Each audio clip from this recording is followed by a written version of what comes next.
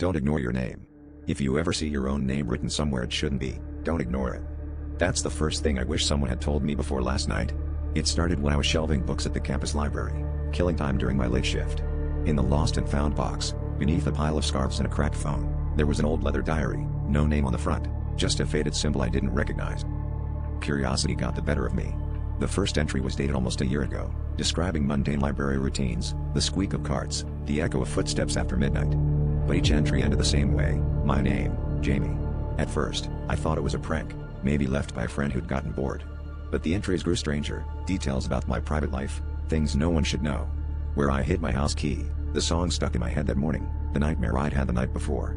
As I flipped to the end, my hands started to shake. The last page was blank, except for today's date, tonight's shift.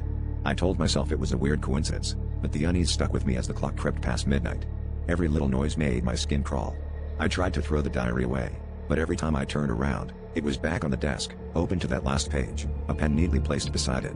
Around 2 a.m., the library lights flickered, and the air grew icy. I heard footsteps in the stacks, slow, deliberate, impossibly close, though I was alone. When I finally forced myself to look, the diary had new words scrawled on the last page: "The story ends tonight, Jamie." As I read it, the pen started moving on its own, writing out my final thought in handwriting identical to mine. They're right behind me. The last thing I heard was the diary snapping shut as the lights went out. If you're hearing this, don't pick up anything that knows your name.